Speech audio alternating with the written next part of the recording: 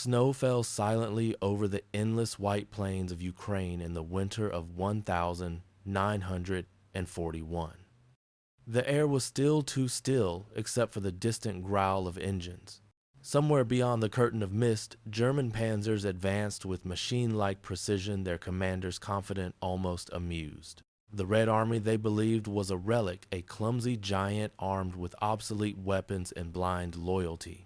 Inside one of the German tanks, a young lieutenant laughed as he recalled the words of his general. The Russians build tractors, not tanks. To the men of the Wehrmacht, the war in the East had begun as another triumphal march. After crushing France, Poland, and Norway, they expected the Soviet Union to collapse in weeks. Their maps were marked, their routes planned, their pride unshakable. But then it appeared. Through the fog, a dark silhouette rolled onto the frozen field. Its armor shimmered with frost, its turret broad and angular. The Germans opened fire immediately. The first shell struck and bounced. Another hit, sparks flew, but the monster kept moving. Then it fired back. A blinding flash. A German Panzer erupted into flames. The radio crackled with panic. Unknown Soviet tank, heavily armored, our shells can't penetrate. Across the front, reports poured in, stories so unbelievable that officers dismissed them as hysteria. But the burning wrecks scattered across the snow told the truth. The Germans were facing something entirely new. It was called the T-34. Its sloped armor deflected shells like rain on glass. Its wide tracks glided over mud and snow where German machines sank. Its 76mm gun could destroy a Panzer IV before the Germans even saw it. To those who witnessed it for the first time, it didn't just look like a tank, it looked like a force of nature. In one battle, near Mtsensk, German ace Heinz Guderian watched his entire formation struggle against a handful of Soviet tanks.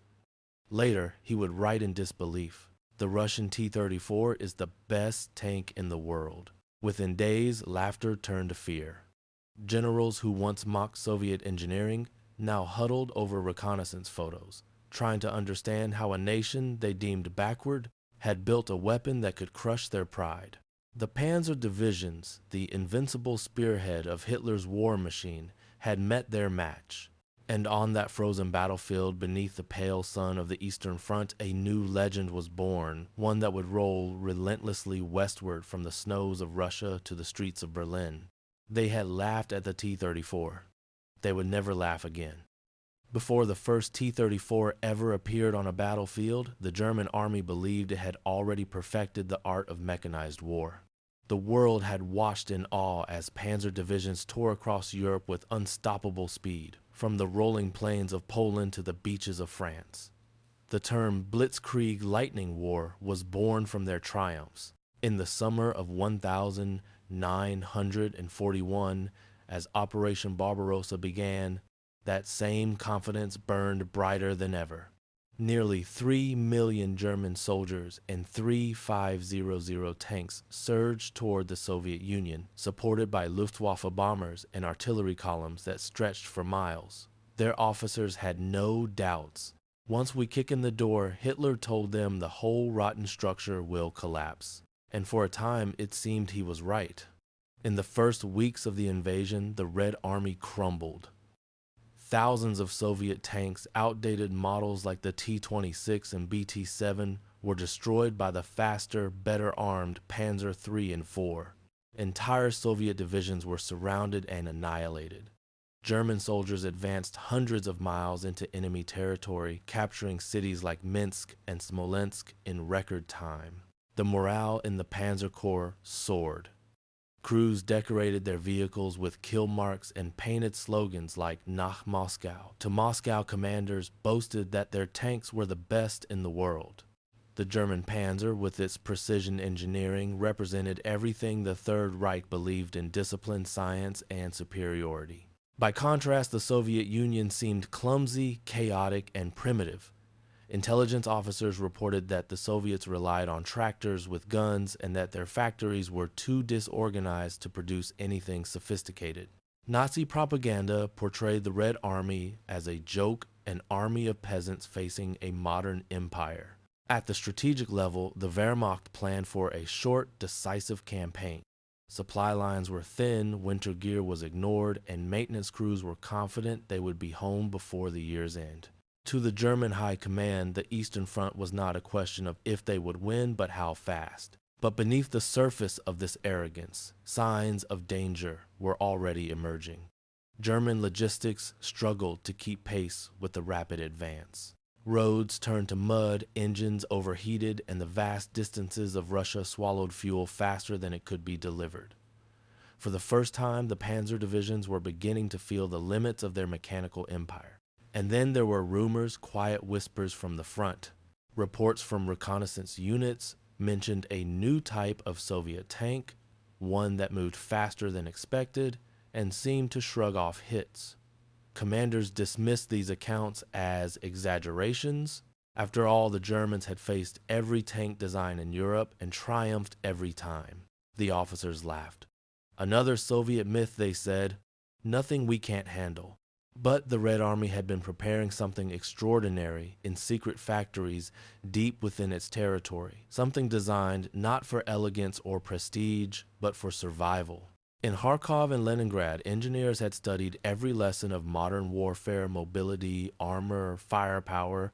They had built a machine that broke every rule of conventional design. A tank with sloped armor, a powerful 76.2 millimeters gun, and the simplicity to be mass-produced by the thousands. By the time the Germans crossed into Soviet soil, those machines were already rolling toward the front. Few in Berlin knew their name.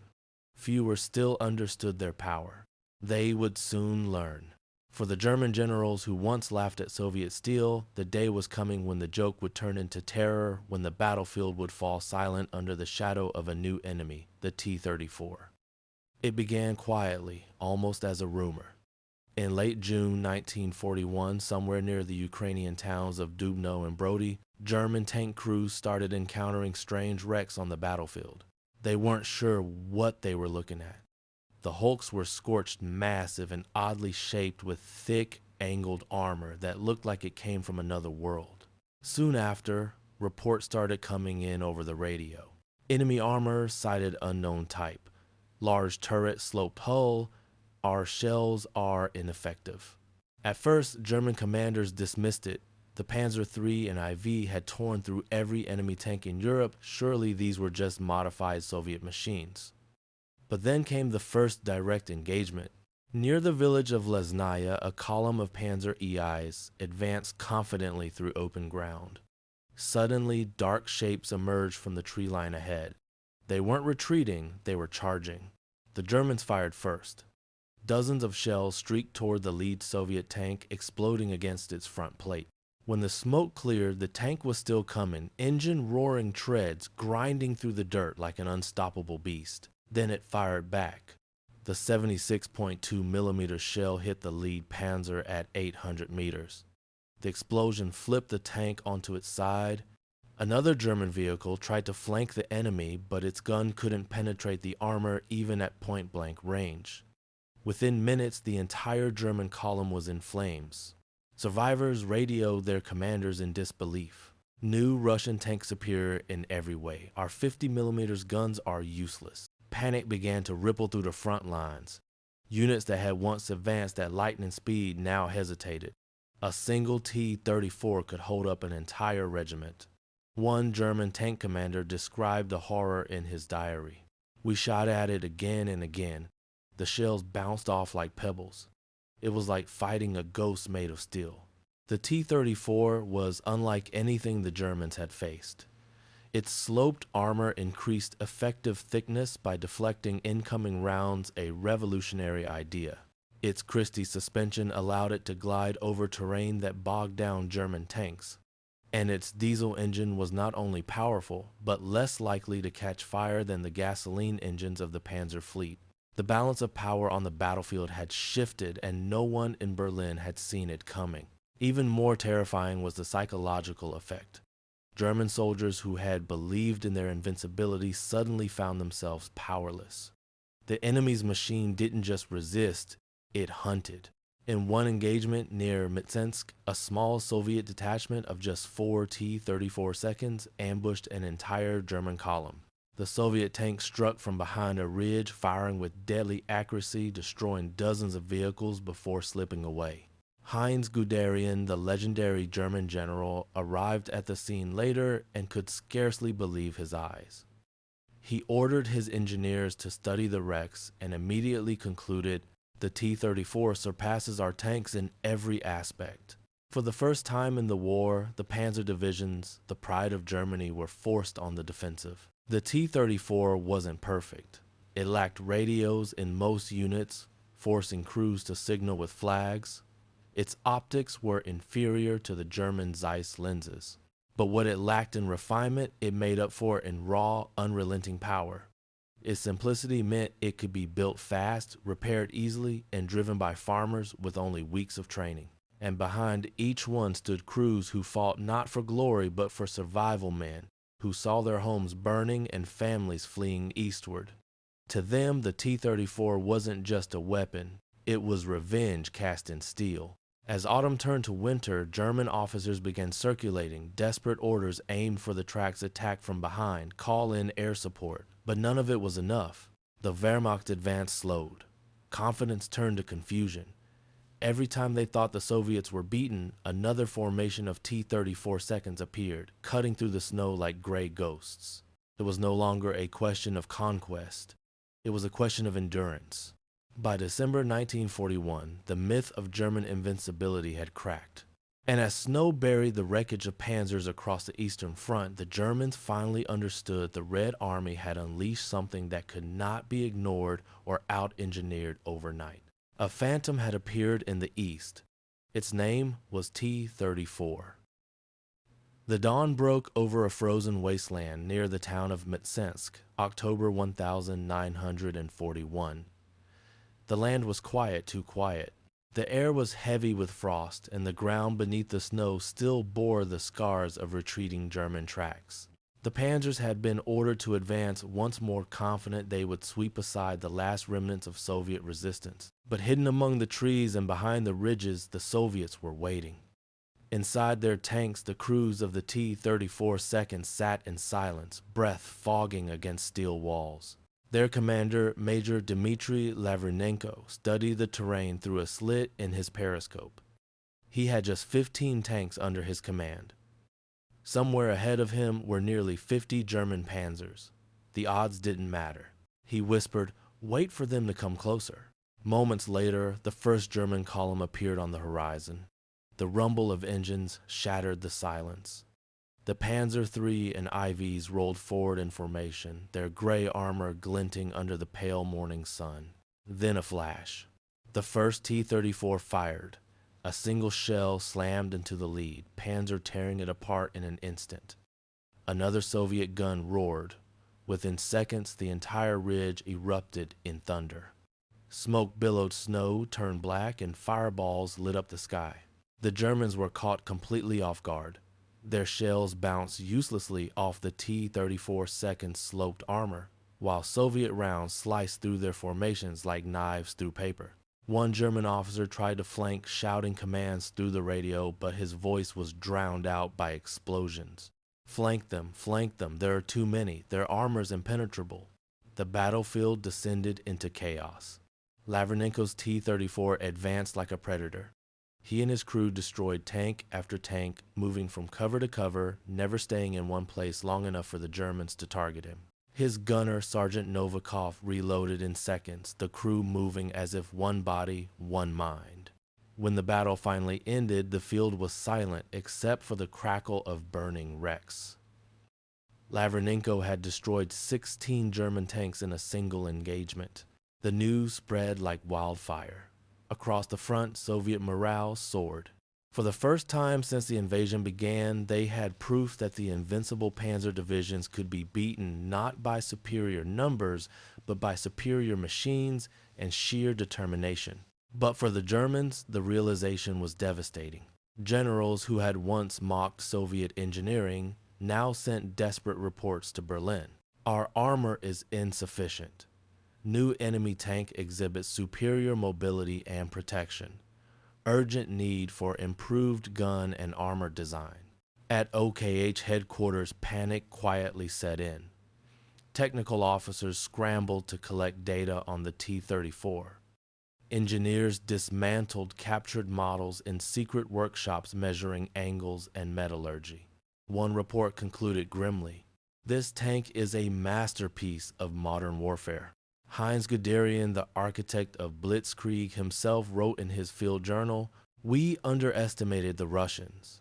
The appearance of the T-34 has forced a complete reevaluation of our armored forces." The shock ran all the way to the top. When Hitler was briefed on the T-34's capabilities, he reportedly slammed his fist on the table and demanded, "Why wasn't I told about this sooner?" That meeting marked the beginning of a new arms race. Orders went out to design tanks that could defeat the T-34. The Tiger and Panther would be born from that fear. But such innovation took time, and time was something the Wehrmacht no longer had. Meanwhile, on the front, the Red Army began to adapt. Entire units were re-equipped with T-34 seconds, and new crews were trained by the thousands. Soviet industry shifted into overdrive, moving factories east of the Ural Mountains safe from German bombs. Even as cities burned, production never stopped. The battlefield that had once belonged to the Germans now belonged to the machine they had underestimated. In the snow-choked forests and frozen plains, the roar of the T-34 became the sound of vengeance. German soldiers began calling it Der Teufel aus Stahl, the devil of steel. They could hear it before they saw it, the deep guttural growl of its engine echoing through the smoke. To many, it was a sound that meant death. By winter's end, the myth of the Panzer's invincibility had died at Mtsensk. Entire divisions were stalled, their spearheads blunted. The Blitzkrieg had met its wall, a wall of Soviet steel. And as the snow fell once more over the wreckage, both armies understood something profound. The war had changed forever. The T-34 was no longer just a tank. It was a symbol of resilience, of defiance, of a nation refusing to die.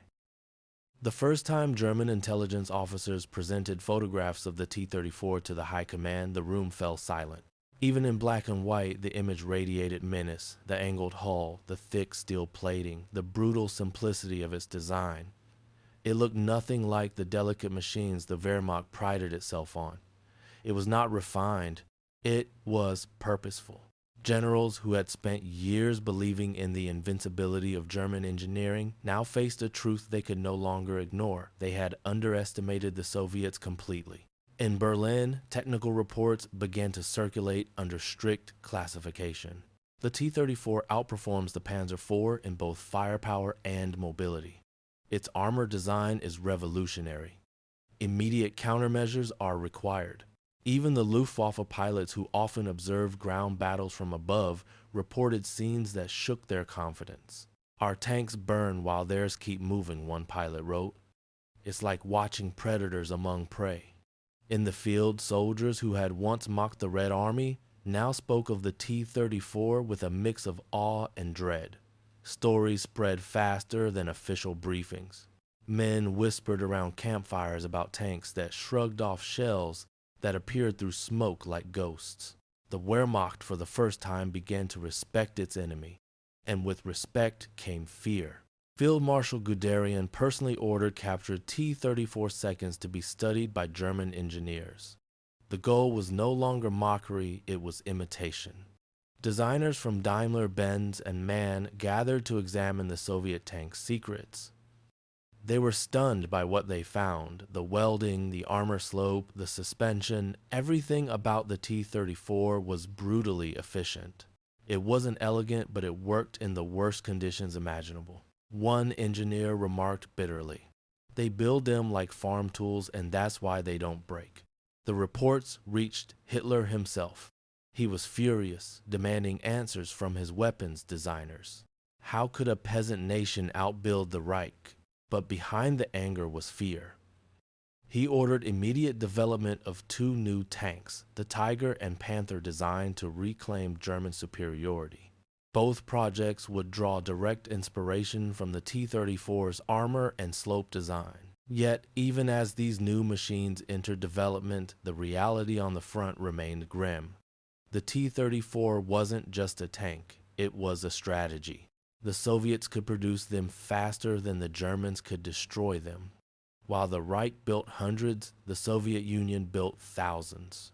Factories in the Urals operated day and night manned by women, teenagers, and wounded soldiers.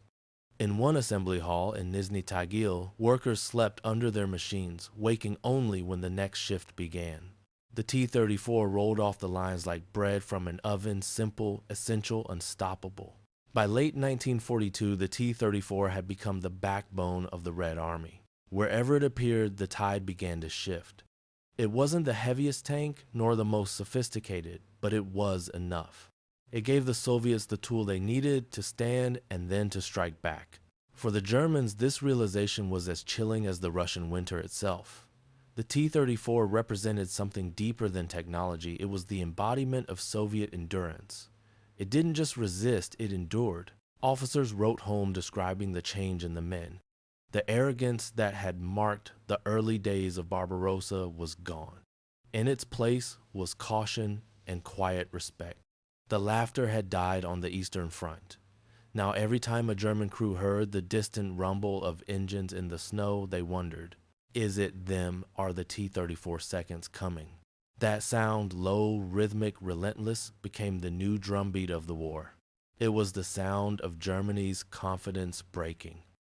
When the snows of 1942 melted into mud, the German army realized the truth. They were no longer fighting the same enemy they had invaded a year earlier. The Red Army had learned, adapted, and armed itself with something more than courage. It now had an industrial miracle behind it, the T-34 production machine. Thousands of miles east of the front, entire factories had been dismantled, packed onto trains, and rebuilt behind the Ural Mountains. The Germans thought Soviet industry would collapse under bombardment. Instead, it was reborn, deeper, stronger, unreachable. In the city of Nizhny Tagil, the Uralvagonzavod plant became the beating heart of this miracle. Women, old men, and teenagers labored side by side, working 12-hour shifts without rest days. Their hands were blistered, their clothes caked with soot, but the tanks rolled out one after another every hour. The T-34 was the perfect weapon for such a war. Its design favored simplicity over sophistication, a tank that could be built fast, repaired easily, and driven by soldiers with minimal training. Each model that emerged from the factory floor was slightly rough, but every one could fight. And so they came by the hundreds, then by the thousands. Trains carried them westward day and night, their tracks and turrets covered in snow and dust. Soviet crews climbed aboard straight from the factory, sometimes without full uniforms. Their orders clear: drive west. Don't stop until Berlin. By late 1942, the Red Army had more than 10 0-tons, 34 seconds in operation. At Stalingrad, they became the hammer of the Soviet counterattack, emerging from the ruins, firing at point-blank range, breaking through German positions that had once seemed untouchable. A German sergeant wrote home during the battle, "They come out of the smoke like beasts. You destroy one and three more appear. It's as if the earth itself gives birth to them." For every Panzer destroyed, the Germans struggled to replace it. Each new Tiger or Panther took months to build and required resources Germany no longer had. The T-34, by contrast, could be produced in a fraction of the time and for a fraction of the cost. This was the Soviet answer to invasion, not elegance but volume, not perfection but persistence. The T-34 didn't just fight it overwhelmed. It became the symbol of a nation that refused to die, the iron fist that turned retreat into resistance and resistance into victory. As Soviet forces pushed westward, the tank earned a mythical reputation. Children in Moscow carved wooden models of the T-34. Propaganda posters showed it rolling over the Reichstag. To the people, it was no longer just a weapon. It was a guardian, a savior, a piece of their soul forged in steel. By 1943, when the massive Battle of Kursk erupted, the largest tank battle in history, the T-34 faced Germany's new Tigers and Panthers head-on. Though technically inferior in armor and gun caliber, the T-34 seconds fought with numbers, speed, and experience. In the smoke and chaos of Kursk, it wasn't German precision that won, it was Soviet resilience. When the guns fell silent, the message was clear. The T-34 had outlasted, outproduced, and outfought its enemy. It had done more than protect the Soviet Union. It had become the engine of its survival. Berlin 1945. The city that once dreamed of ruling the world now lay in ashes. Its streets were silent, except for the rumble of engines echoing between ruined buildings. And leading the charge through the smoke was the T-34. Its green armor, dulled by dust and battle scars, bore the white letters Za Rodinu, for the motherland. On its turret, a red star gleamed faintly beneath the gray spring sky.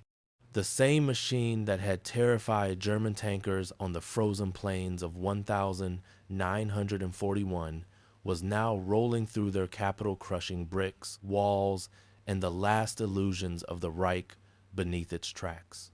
It was more than poetic justice, it was destiny fulfilled. In just 4 years, the T-34 had gone from a curiosity the Germans laughed at to the most feared and respected weapon on the battlefield. It had carried the Soviet Union from the brink of annihilation to the gates of victory. Every kilometer of its journey was written in fire, from the forests of Smolensk to the rubble of Stalingrad, from the steppes of Kursk to the streets of Berlin. It wasn't the most advanced tank ever built. Its crew comfort was non-existent, its optics were crude, its interior cramped, and its armor by 1945 was no longer invincible. But it didn't matter. The T-34 had already achieved something greater than any machine of war. It had become a symbol of human endurance. For every one destroyed, another rolled off the line. For every fallen crew, a new one climbed aboard. The tank and the people who built it shared the same unbreakable spirit, stubborn, scarred, and unstoppable. After the war, generals and historians across the world studied it, dissected it, and admitted often grudgingly that it had changed warfare forever. American historian Stephen Zaloga would later write, "The T-34 was not just a tank, it was the tank that saved Russia and perhaps the world." Even the Germans could not deny its impact. Many Panzer officers, when interviewed after the war, spoke of it with a strange mix of fear and admiration.